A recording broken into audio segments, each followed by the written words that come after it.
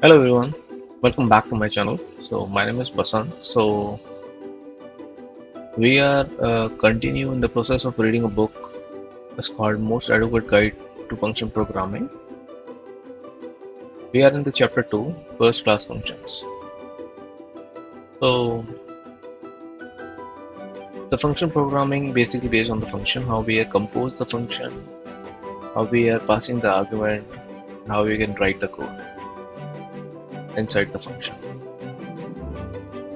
So the function, not because we're creating the function with a keyword function, but there are certain properties like the function always has an input and always return the output. But if you call procedure whereas we may take an input or may not, or it may return or may not return any value. So while we are writing a functional code, the function should have a parameter and it should return a value. So the advantage of this function, we can apply a chain, we can do many more things with the output. So we can use one function, compose with another function. Basically the one function input goes to the another, one function output goes to the another function input. So we create the chain like this. So without taking you much time, let's quickly jump into the chapter 2, first class function. A quick review. When we say first class function, we mean they are just like everyone else. On other word, the normal class. We treat the function like any other data types and there is nothing particularly special about them. They may be a store in array passed around as the function parameter assigned to a variable and what you have. So basically it's talking about the function, why we call it first class function. So apart from other, he just give you example. So there is the wide ignorance concept. He just wanted to be highlighted over there. So whenever you go to any, you must be aware like this kind of code you will find everywhere. So he just wanted to tell that we need not to be write such type of code in our function. So let's quickly jump into the code. So const high name, this is basically a the function arrow function, and it is just nothing. It has a parameter and it returning the value, just prepend the high in the front of a name. So similarly in the next line number 2, just creating another function and assigning the same value to the function. So basically here it's just creating a wrapper around it. So here is the function wrapper around high in reading. It's completely redundant. Why? Because the function are callable in JavaScript when the function has for the high has a parenthesis at the end of, and it will run and return the value. When it does not, it simply return the function stored in the variable. Just to be sure, like just be sure, have a look yourself. So as for this above paragraph, let's clear out that we need to be write this the redundant code again because there is no use. Why? Because it's merely doing the same as we are assigning the variable. So rather than writing this function, we can just writing we are since we are not going to call the high. So what we are doing, we just passing we create another variable and pass high rather than need to write this kind of code. So you may find this kind of thing any other I mean you in the code in the GitHub you may find this kind of code. So you want to mention here, so you need to avoid this kind of code writing into our programs. It's just nothing, it's just creating the clutter.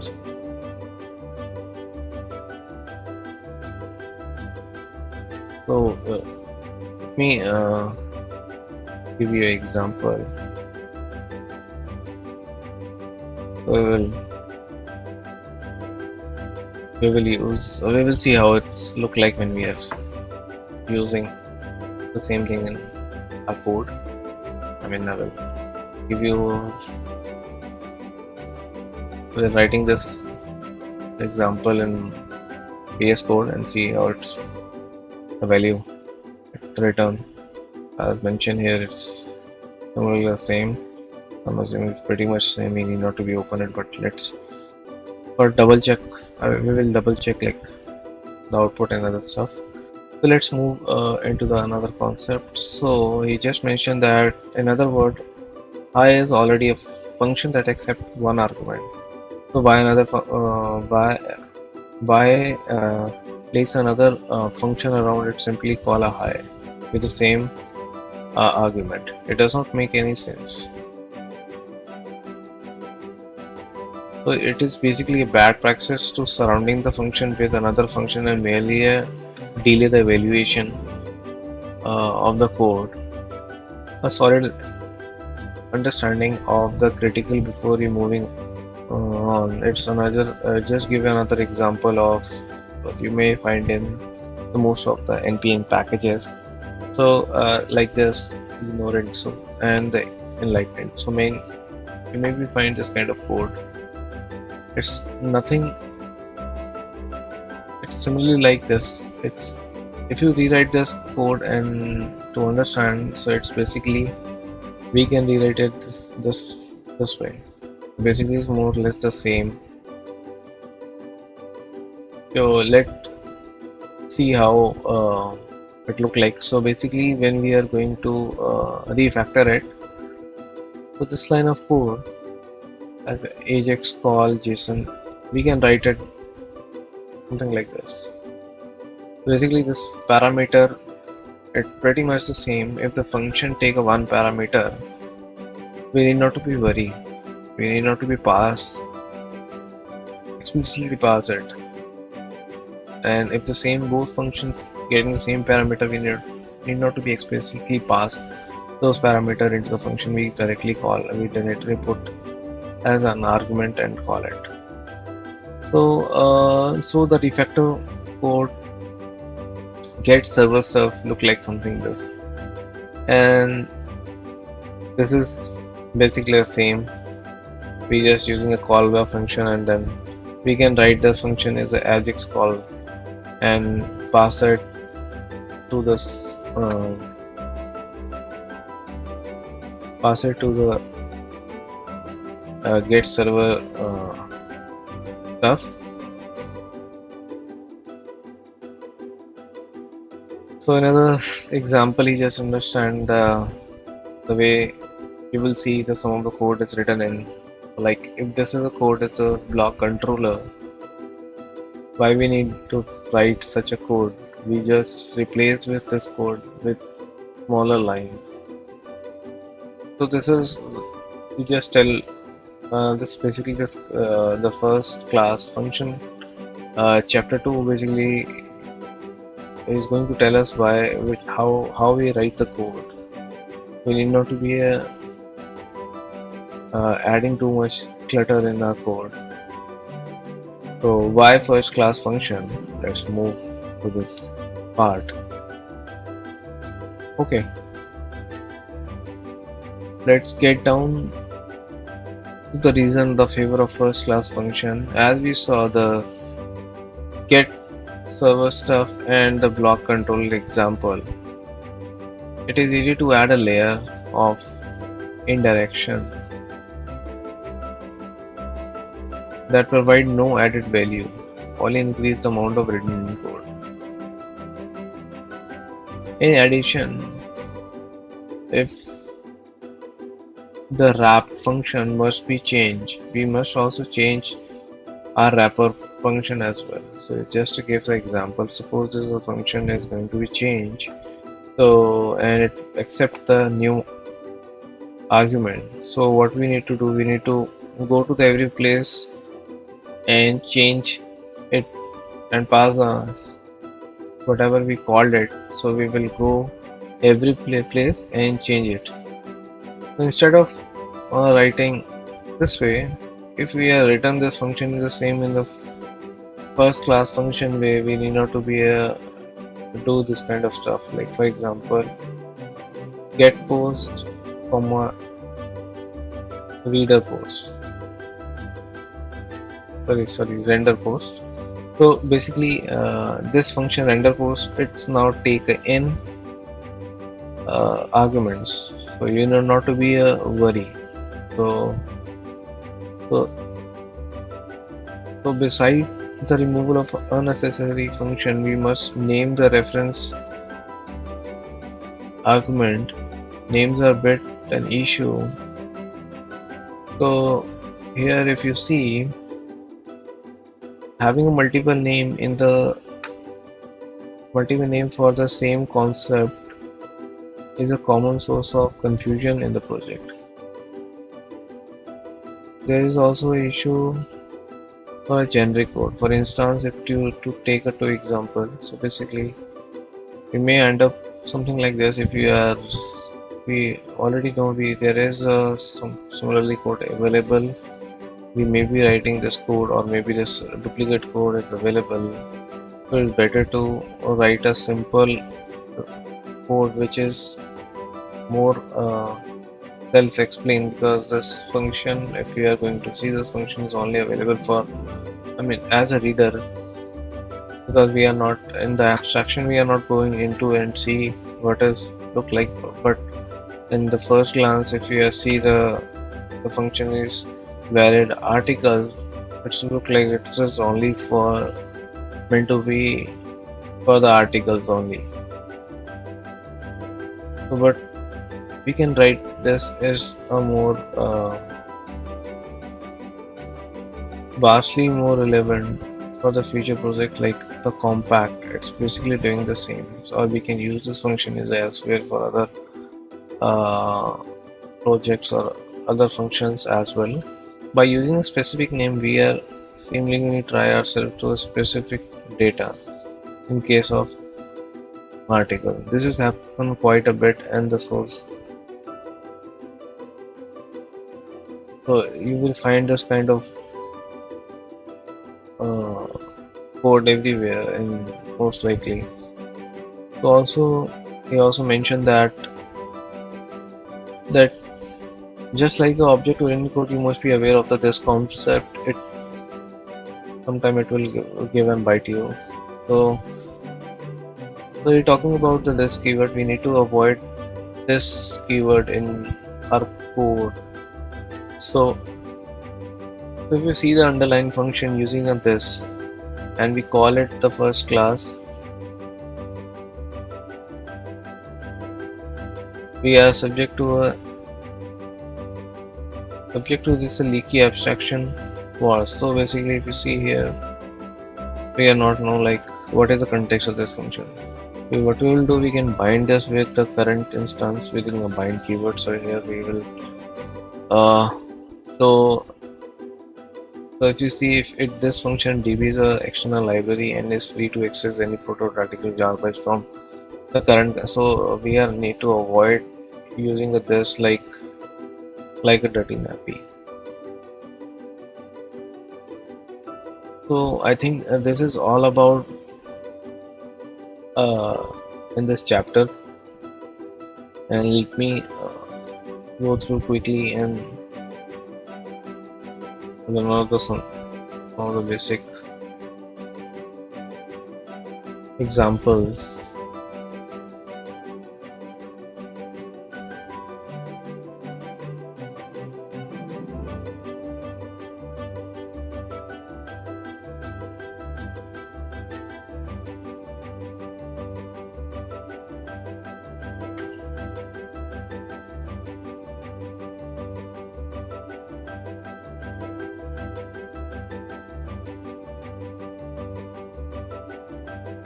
I'm just executing some of the lines.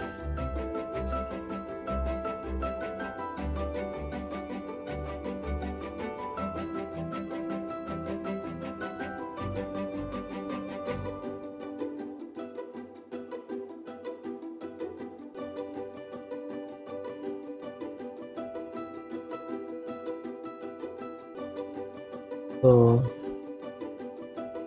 this is the first function. Its mention is I, and this function is taking a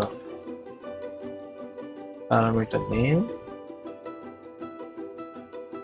and we are something like this, returning the value, something like this, I, and then name.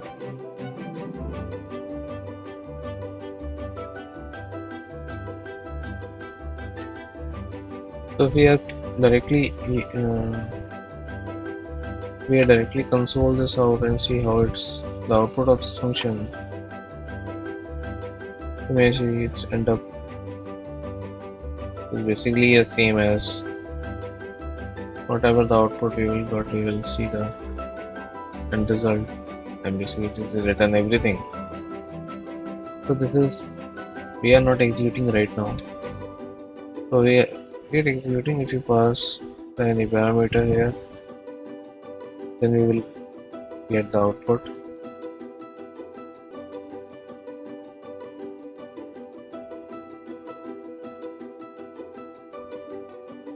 So this is just an example. So here he's saying that if we are going to doing something like this, is kind of redundant here.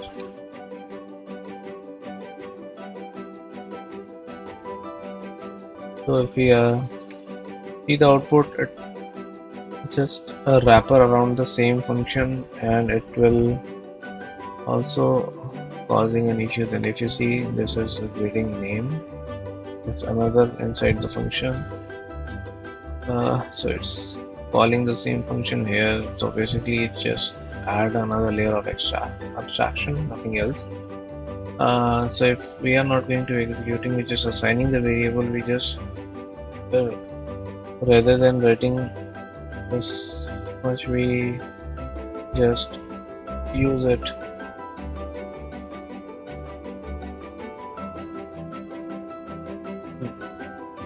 You can write it more simple way.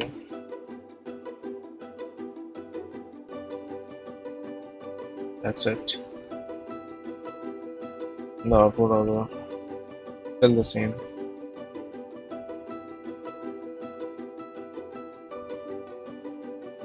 So let me quickly go to another example. It's more like the same. So here is mentioned this. This is an example of.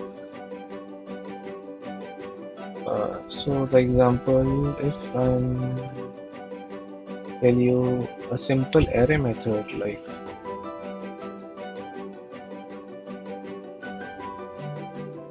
if you are going to map that function,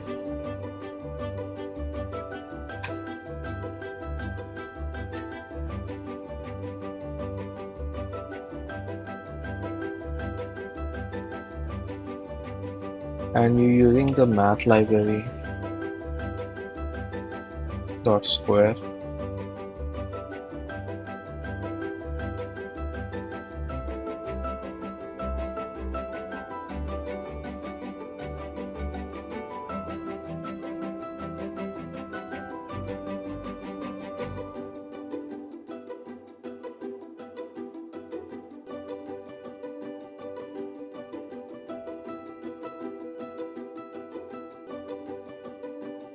So if you see, this is example of we just, so rather than if you see it's taking one parameter, so we can just get rid of this parameter and we can write it something like this and we will still get the output, right? So what we did here, we just removed the extra parameters from the function, we will still get the output. So the basic, so whatever he mentioned, like here it's we are doing the same basically and nothing. So similarly, if you see this math of square, we most of this most of the code you will see something like this. Create extra parameter, then we'll put something like this inside it, and we'll still get the same output this way. So thank you everyone. So I hope you like it, and next chapter we are going to learn this pure happiness with pure functions. Till then, goodbye and happy function programming.